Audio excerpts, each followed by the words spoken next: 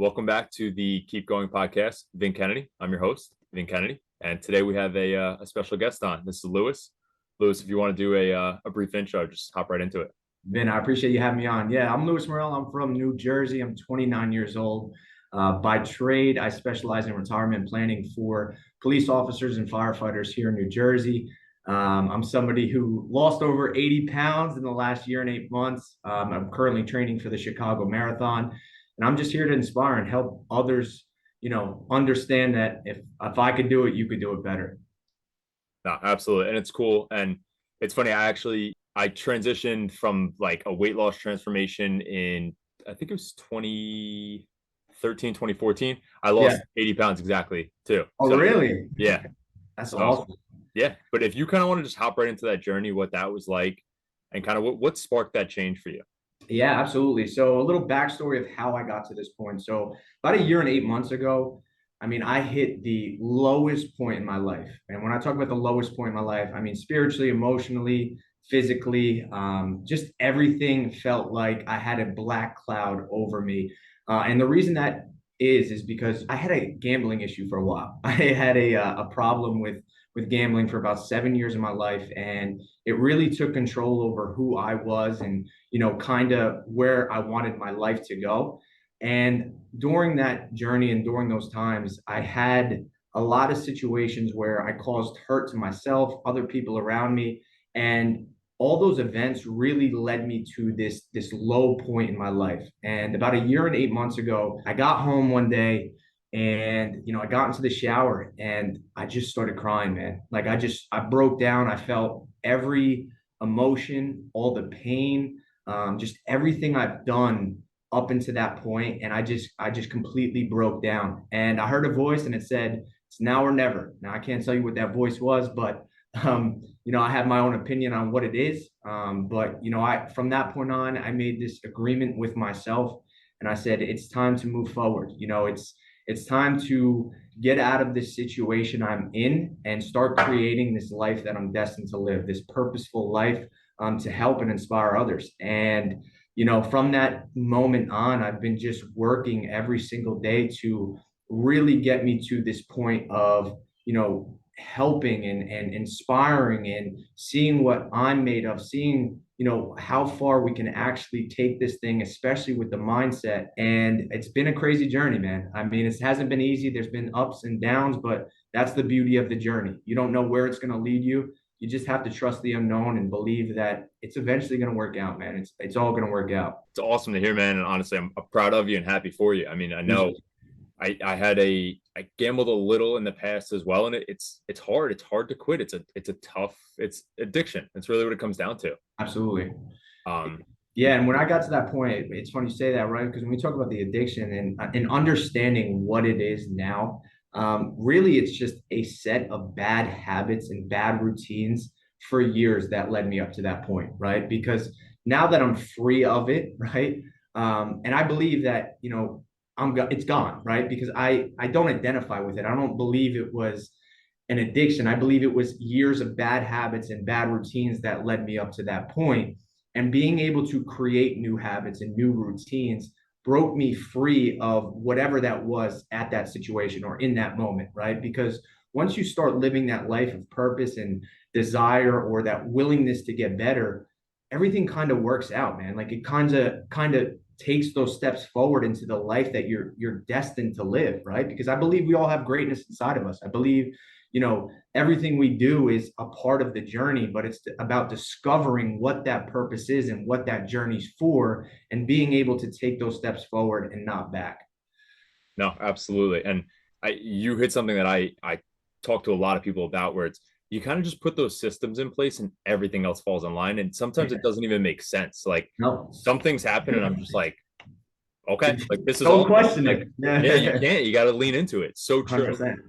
And then even with what you're saying, so sometimes too, I feel like me personally, just seeing it, like everybody has their own rock bottom, and I feel like sometimes you gotta get there, unfortunately. Like if you're doing one or two things that might be weighing you down a little bit, you might still be able to coast, but you Yep. might need that thing to actually sink you to realize, like, you need that slingshot effect of now let's propel to greatness, really, and to being a better version of yourself. Absolutely. And I think, there's so many times where you think you hit rock bottom, but when you're at rock bottom, you're at rock bottom because it's, like I said, there's no, it, you feel it, you just can't take it anymore. And your body and your mind will adapt to that and say, all right, well, it's now, it's time. But it's a beautiful place. I mean, you could look at it in a negative way, but really it's a positive thing in your life because whatever happened up to that point has led you to that point in or that moment in time, which then will create those new steps forward into the life that you're destined to live. Yeah, absolutely, man. And like you said, you're building those stepping stones to work your way back up. And yeah, Absolutely. and so obviously the gambling can be looked at as like an addiction, and then another one, obviously we both touched on, we're bigger dudes in the past. So Yeah. food Yeah. something that we look at as treats or want to enjoy ourselves, and a lot of us have troubles kind of getting a grip on it, and we kind of overindulge. So how did that kind of take effect in your life? Yeah, absolutely. So to really understand that, right, I was a dude that always fluctuated weight. I mean, I would lose 40 pounds and then put 50 on within 3 months. You know what I mean? But the reason that happened was because I always did it for the wrong reasons, right? There was no substance behind why I was losing the weight, right?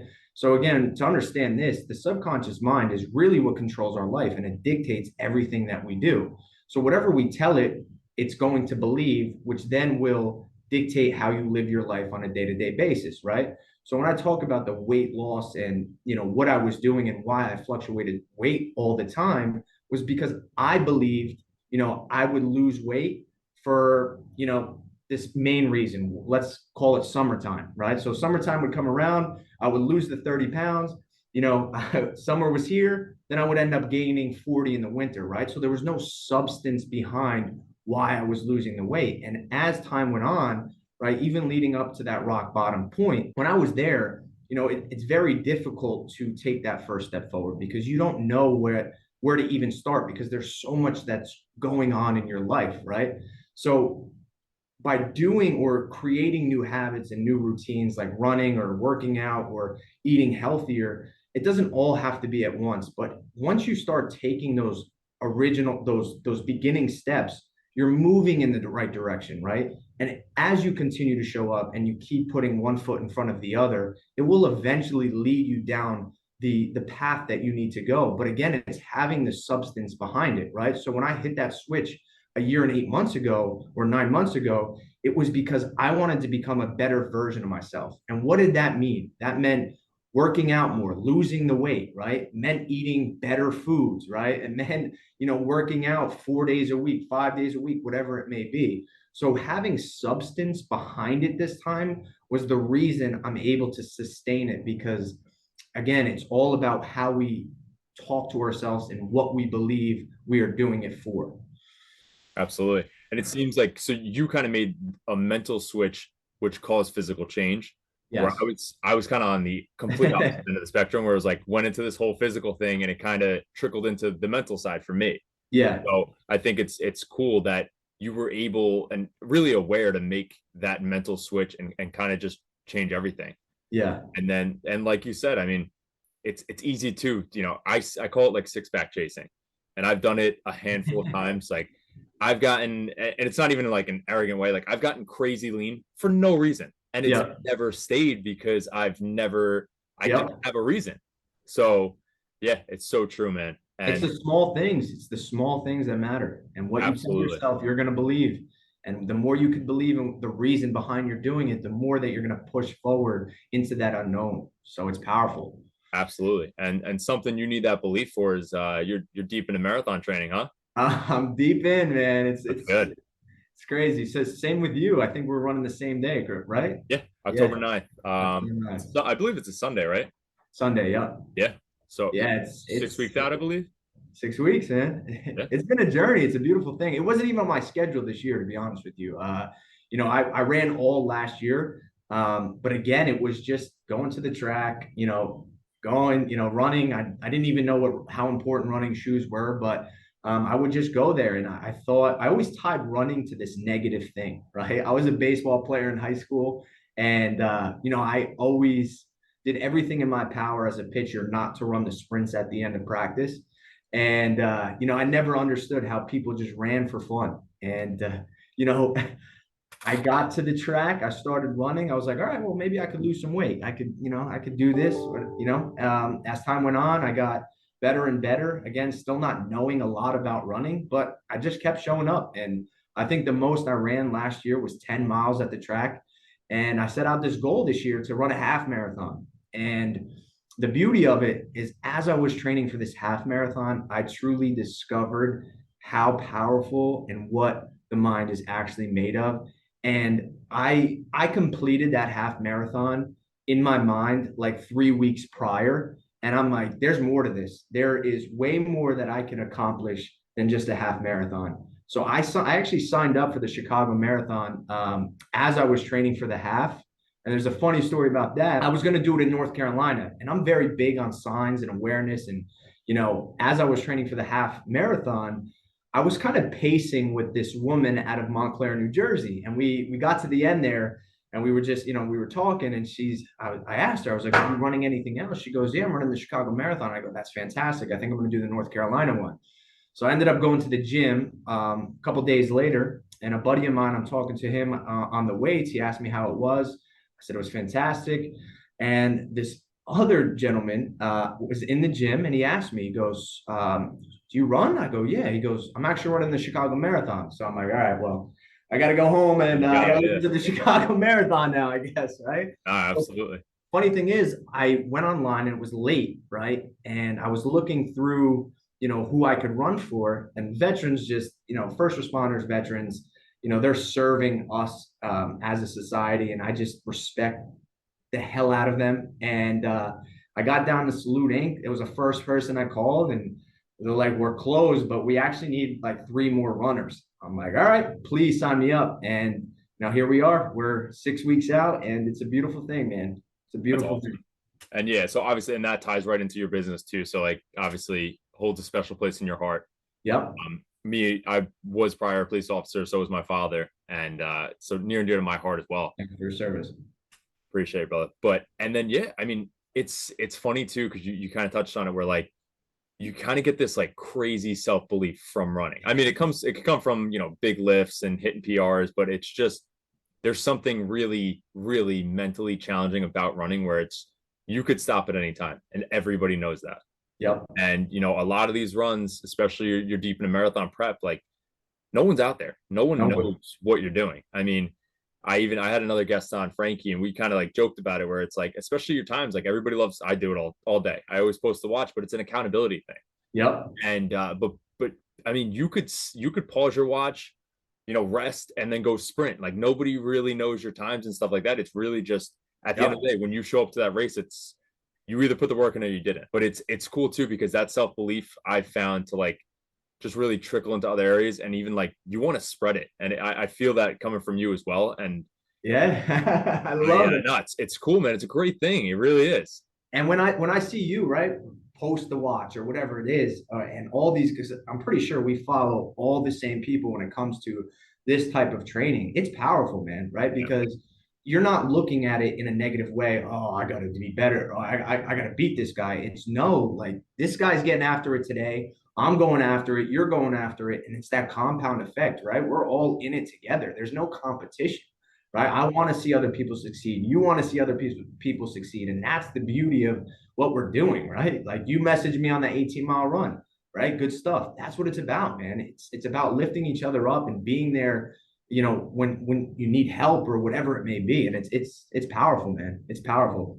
Absolutely. And you know what? And you hit on something that it's crucial, because that's how you could tell who's confident and who has like just a big ego, because they're willing to support and kind of just reach out in a helpful way, rather than like, if someone, even when people finish races or finish anything, it's like, oh, what was your time, or how did you place? It's like, that's not the question. It's like, you did the work. You did what you had to do. And it's cool to see. And it's funny. I was just I had a big track workout on Tuesday. I wanted to get it done early. I had plans to lift with someone, so it kind of threw off my day, and ended up just doing it late at night. And I was kind of dreading it all day, but after I finished, I was absolutely I don't even know if you saw the stories, but it was like, I ran my 2 easy miles. I was like, we're making magic. Like I felt like, and I just wanted everybody to come run with me. Like Yep. anybody, like my sister was at the gym. I was like, you got to stop at the track. Like, Yeah. like I'm in the zone. Like this is awesome. And Love it. really, you want to spread it. It's so cool. And it's funny you say that because I believe if somebody is at a low point in their life, like the lowest point in their life, and they don't know where to start, if you can pick yourself up and take 1 month, run 4 days a week, and I actually dropped a free challenge to do this. It's all based around you because running is it teaches you so much about everything in life, right? Building that self-discipline, right? Because I'm sure there's days that you don't want to run 10 miles, 12 miles, whatever it may be, same here, but you're going to do it regardless. So you're showing up for yourself, that confidence, the ability to do things that, you know, a lot of people won't take the time out to do, right? I think the statistic on a marathon is I think less than 1% of people in their lifetime run a marathon. When I heard that, I'm like, wow. I'm just like, wow, Right. because it's not easy, right? I hated running. I dreaded it. I like I said, I tied it to this negative event in my life.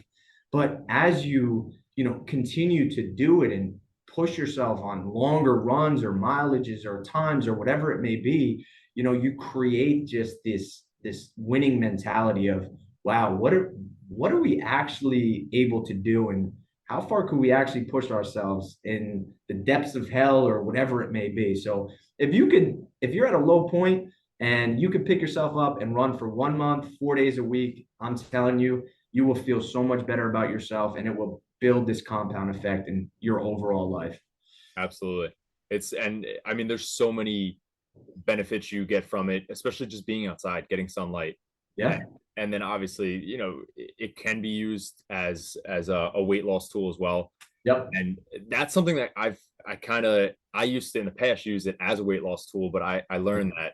So again, I would go on these crash diets, cut my calories in half, Yeah. and just pour on the miles. But the Yeah. tough thing about running with losing weight is your body adapts. So you start running 1 mile every day, you're going to burn less and less calories to run that mile. So now you got to run two. Yep. If your calories are already cut in half, you're going to hit the wall. Yeah, And 100%. And I saw that with the training for the half marathon because I had no experience. I'm just learning as I go. But that again, that's the beauty of the journey is when I was training for the half marathon, I mean, it was the hottest day of the year. I didn't have any goo packs. I knew nothing about this, right? I mean, I just learned a month and a half prior how important running shoes were, right? So I got fitted for running shoes. That made a difference. But it will eventually work out. If you can just continue to just do it, like it'll work out. Like learning about the heart rate and the importance of going 70% on most of these runs, or, you know, uh, incorporating those speed tempo workouts, whatever it may be, it all matters. But if you never take that first step, you're never going to get to that point. But it'll eventually work out. You will get to that point, and I'm not there 100%. But I promise you, I'm going to continue down this path and I'm never going to lose because I'm going to keep showing up and I'm going to keep showing up. And it's eventually going to lead me to who knows where. And that's the beauty of it. absolutely. Yeah, exactly what you said. I mean, some people want all the facts, they want all the data, but you got to start where you Yeah. are with what you have and Yeah. just start. Just take Start. those first steps. Absolutely. And Yeah. I was in the same boat. I ran a marathon back in 2020. I went on like this crazy endurance, like summer long thing where I just did a bunch of crazy shit for no reason. Yeah. But I was beating my body up. And again, I didn't know about goo packs. I think I knew about G1M Sport, but I Yeah. took like one bottle with me for a marathon. Again, ran it midday, hottest day of the year. I ran like, I don't know. Again, times don't matter, but just to put it in perspective, where like when you do learn this stuff, it Yeah. drastically changes. I think I ran in like a little over 4, maybe just under 4. Yeah. Fantastic. And now we're talking about that, my coach mentioned potentially breaking a sub 3 hour marathon. So it's like when you do learn that stuff, again, have to start to even get to that point. But when you learn that stuff and you start implementing it, and like you said, just showing up, you make progress.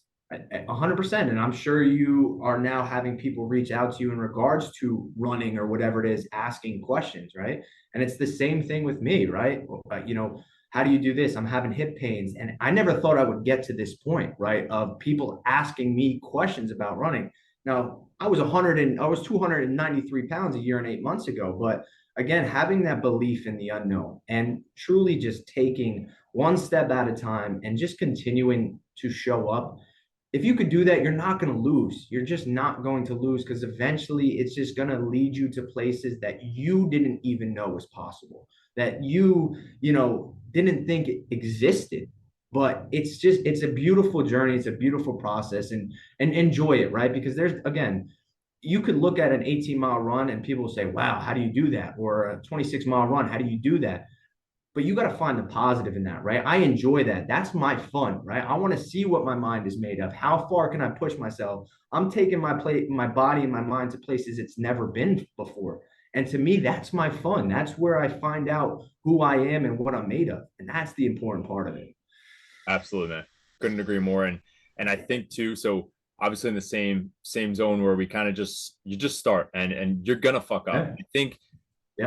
actually going into it that way, instead of like tiptoeing around things, you learn way Yeah. more. And then now Yeah. you're in a position to help people because you fucked up. Yep. And I was in the same boat where like I've had runs where I cramped 7 miles in and I'm like, and I would just in the past have to completely stop. And now Yeah. you know things to do. Or, Yep. even the other day I ran I think I had a 14 miler, came home, but I was just beat up. I didn't prioritize my sleep the night before. And like now I know these things, but I knew what to do when I got home. I needed some salt, like needed electrolytes. Like, Yep. now you learn from the trials and tribulations, really. Absolutely. And my biggest thing when it comes to running, right? I've mentioned this before, is it's really my goal with all these runs, no matter the mileages, and this is what I program my mind to believe, right? I don't want to quit on a run.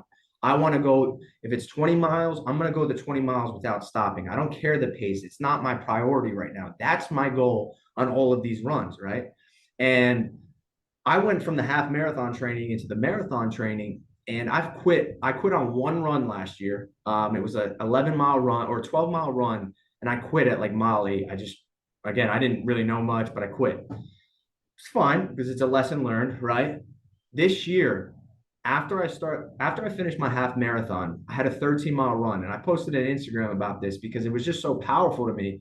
Runs were starting to become easier, right? They were just like, there was no challenge, and I wasn't really finding the enjoyment of the challenge as much, right? So I had this 13-mile run in, and I was 3 miles in. And when I tell you, I do everything in my power to overcome these hurdles. At that mile 3, I threw in the towel, and I'm like, wow. I'm like, I feel like shit. I guess I'll just go home, right? So I'm like, I'm just sitting in my car. I'm like, nah, let me go eat something. Let me go sit down. Let me eat.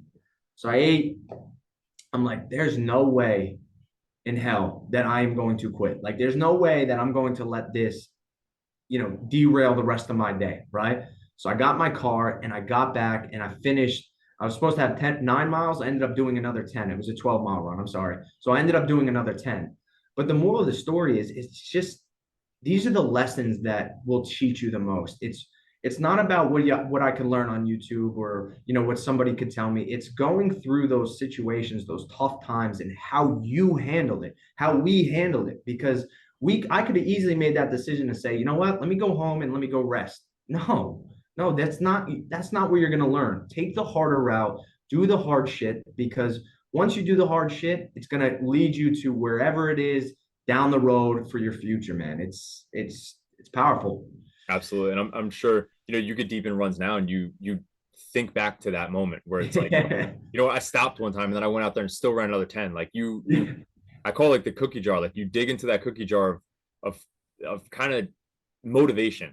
Yeah. Because motivation could be fleeting, but you have the discipline to already be out there doing it. So Yeah. some of those moments when things get tough is when you got to dig into that cookie jar. And I do it all the time. And I'll even find myself looking for reasons. So I think I had 13 miles when I was in Nashville, and I saw a guy that looked like he was in workout gear. He had a prosthetic leg, and I was like, this guy just got a workout. And I was like, I'm going to complain that I get to run 13 miles in Nashville. Like, no, like, I get to, you know what I mean? Yeah, 100%. And this is Mindset switch. It's the Goggins mentality, man. That guy just, if you truly listen to his message and what he says, he creates that opportunity of, if he could do it, so can we, right? Because his 40% rule, it's something I developed in my mind last year, and I live by those words. Like I truly, the 40% rule, when your mind is, when you think you're done, you're really only 40% there. For me, that's engraved, right? So if I'm having this difficult situation on a run, I'm like, I'm only 40% there, man. Just keep pushing. Just keep going forward, bro. Just keep going. And Absolutely. it's helped me tremendously, man. Tremendously. Yeah, no, absolutely. And like you said too, sometimes it gets repetitive, and Yeah. a lot of the runs are easy runs. So you're Yeah. running at a lower heart rate, and it's Yep. kind of mundane. And that's so something personally I've been doing is I switch it up. Like I've been doing one run a week in New York City just because Love it's that. great Yeah. atmosphere. And Yeah. then, I mean, I run probably like 90% of my runs on the boardwalk, Yeah. but I'm right by the water. Like there's no better place personally that I like running than right on the boardwalk. But Yep. it's finding the little things and Absolutely. just being out in nature too is just enjoying. Yeah. Enjoyment really is. Are you familiar with Clinton Road in New Jersey? I'm not. No, where's that? So that's in, Weird New Jersey, Yeah. the book, right? Yeah, So yeah, that's yeah. one of the weird New Jersey spots, Clinton Road. It's up in North Jersey. It's a 10-mile stretch each way, man. You get no phone service. There's nothing on the road but trees and just open road, and it's a beautiful run, man. It's like you said, it's finding the positive in that. Yeah, does a 20-mile run suck? 100% sometimes it sucks, but it's finding the beauty of you being able to do it. You get to do it, and you're outside in God's creation, right? You're out there. You get to enjoy it. Not a lot of people do, man. Not a lot of people do. Absolutely. Yeah, I got to look into that. And then something else I wanted to touch on because I think going through your Instagram, I came across something. You have a morning routine, right? Oh yeah, absolutely. Like you want to kind of dive into that. Yeah, I think a morning routine is very powerful. And I was having a call with one of my buddies before this, and we were just talking about that. And something that really changed my life. Because again, when I take it back to the low point in my life and understanding these small things that played a big role, right? The morning routine builds that discipline when I had none. Like 2 years ago, I didn't really have a morning routine, right? I'd wake up and check my phone like most of America does, right? But creating a morning routine, it really sets the tone for your day. And my morning routine, the first thing I do when I wake up is prayer. I thank God for letting me see another day and blessing me with these opportunities that He has. Those are legit the words that come out of my mouth. And for me, it's just about being thankful, right? Because again, we're waking up, and I don't think people really realize how amazing that is, right? Then affirmations. I watch a 4-minute video. I let it play in the background. I repeat them afterwards. I meditate, I read, and then I journal. And it takes about 30 minutes. No phone. Do that every single morning, and then I'm off to my workout, my run. Come home, change, and then I go to the gym. It's my morning routine. Mondays are my only rest day. It's kind of worked out for me, but I'm always doing that morning routine. That's awesome. And then do you find yourself doing it? So if you go away on vacation or if you go travel, is it something you still implement? Yes. First year, in the beginning of the first year, no. As time has gone on, yes. Um, yeah, It's important because it's been my morning routine. I Uh, do literally the same exact thing. yeah, I don't involve prayer, but yeah, I have a couple other things I run through a dream board. But it's so crucial. And again, I was in the same spot where I didn't do it if I went away or if my schedule got thrown off or if I was up late. Like now I do it no matter what. Doesn't matter where I am. Doesn't matter what happened right yep, before. Doesn't matter what's going on that morning because it grounds you and it sets the tone yep, for the day. And yeah, it gets you off on the right foot. And people look at even working out as selfish or that time in the morning is selfish where just say your family's up and things are going on and somebody needs your help, but you don't understand because if I don't do this stuff, I can't serve you. I can't help you in the way that I should. You're almost selfish to be selfless. I love that. And that's so powerful that you say that because I think about that. So many people lose sight of themselves, right? Regardless, I'm not married, I'm not in a relationship, but I have been in one. And a lot of people lose sight of themselves. They don't know who they truly are, right? Or they did. And during the process, maybe, they haven't really focused on who they are, right? And when you do that, you're not only letting yourself down, but you're essentially letting everything around you down the wrong road, right? Because in order to create the best life possible, it's to create your internal, who you are, right? And taking an hour out in the morning at whatever time, if you have to wake up at 6, wake up at 5, right? Taking 30 minutes, 40 minutes and putting yourself as a priority not only will pay dividends down the road, but it will pay dividends today for you and your family or whoever it may be. Because once you lose sight of yourself, you're going to lose sight of everything else. Absolutely. I mean, you can't pour from an empty glass. And I think No. it's kind of hit the nail on the head. It's so true. Like you have to take care of yourself to take care of others. Yep. And again, I'm sure you get it too with long runs. And sometimes you're in the gym for a while and people look at it as, oh, you're selfish. You take all the time to, I need this. And Yep. this is it's necessary. It really is. You're not going to break it either, right? Because I just know if I'm working out and I'm getting after it, I'm running those long miles, I'm going to the gym after, even if I'm out by 10 o'clock, whatever it may be, you're not going to break that, right? Because that's important to me. And that's what's going to help me create the best version of myself to give out to you and the universe and the world, right? So it's a part of it. That's what I need and what we need to better ourselves. Absolutely. And something, so I kind of questions I ask and topics I go into are stuff that I've dealt with or I'm still dealing with kind of thing. Yeah. And one thing I'm not really dealing with it. I'm actually dealing with it in the sense to work in moderation with drinking. Yeah. I don't know where you're at with drinking, but I feel like we're all kind of on everybody that I've been having is kind of on a similar wave with it, where it's like, yeah, I'm so much better when I fully cut it out, but at the same time, like it's not the worst thing in the world to have some balance with. So where do you kind of stand with it? I actually stopped drinking December 28th of last year. So for me, it didn't serve a purpose in my life anymore. I made nothing but bad decisions when I drank. And I just didn't like who I became when I drank, and I couldn't deal with the hangovers. So I made that decision. I said, listen, if I want to take this to the next level, I just know myself and I know this is what's needed. Right. And obviously in the beginning, it was difficult to, go somewhere and not drink. But as time went on, I don't need it. Right. Because when we look at what it is, or what I look at it as is it's just an escape from me being in the present moment or being, wherever I am. Right. And I just don't ever want to feel, like I'm trying to escape my life, because I tried to escape my life for so long, that I just want to live for today and live in the moment. And when it comes to drinking, it's just something that derails who I am and doesn't affect me in a positive way. So I just made that conscious decision that, I didn't want to drink anymore. And I'm not going to say I'll never drink again. But at this moment in time in my life, it just serves no purpose, and that's where I'm at. Yeah, no, I totally feel that. And I'm in the same boat where it's like, I'll never not drink again.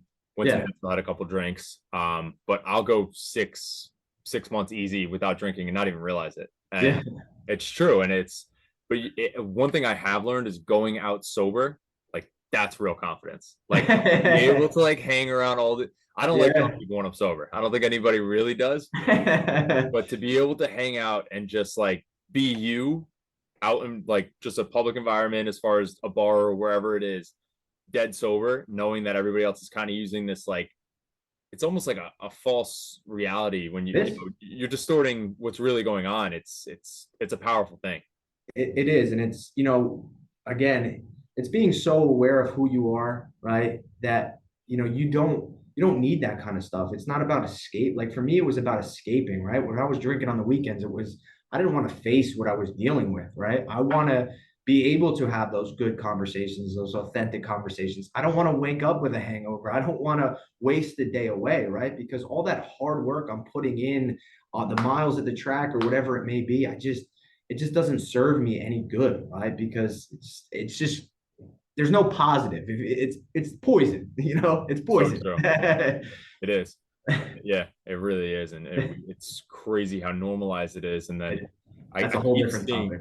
Oh yeah. And I keep seeing this I think it's like I don't even know. It's on Instagram circulating. It's kind of like this thing about how anybody that doesn't drink, you kind of are like, oh, they must have a problem. Like there's no, like, you're weird if you don't drink. It's crazy. But you know what it is? Our thoughts are our reality. So whenever somebody has something negative to say about it, that's actually what they're going through, right? That's for me, I know my reasoning behind it. So if somebody has their own reasoning behind it, they actually don't know why I stopped or what it did to me or how I felt on it, right? They only know what they want to see. So I think it's breaking free of those chains and saying, you know what, I don't fucking care what you think. You know, this is about me and this is what serves me. You could go scratch if it doesn't make sense with you. Absolutely. And I think, yeah, and you kind of hit it where it's a lot of people project. Yes. So yeah. So it's, and I see it all the time, and you kind of hit on the head where it's like, and I feel like you're in the same zone where it's like you're not trying to hurt anybody or nothing malicious, but you just don't give a fuck. And like when you're in that, it's powerful, and like people feel it, and it makes people uncomfortable.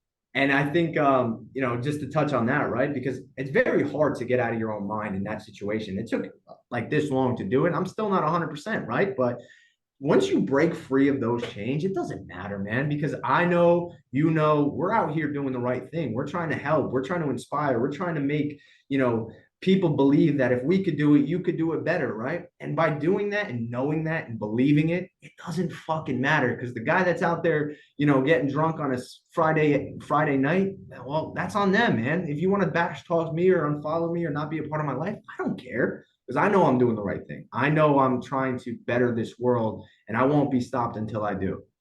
Absolutely. And who's meant for you will be with you. And that's Always. kind of just how it That's goes. it. That's it. Absolutely. And I kind of just want to wrap it up with hitting the main question I always ask is what keeps you going? What keeps me going? My purpose to help people understand that no matter what it is you are going through, that you could get through it. If you are willing to commit to the process and willing to break the norm, that you can get through it. I don't care how dark it is, how you know things have played out. You have the possibility. You could do it. You can do it. And that's what keeps me going, man. It used to be fear. Now it's purpose because I didn't want to live that life. Now I want to help inspire. Absolutely, man. I mean, that's awesome. Your story is inspiring, and I know you're out here helping people, and it's great to see, and I appreciate you. Of I appreciate you, man. I thank you for having me on. Keep doing your thing. You inspire me, brother. course, man. One hand wash the other. That's it.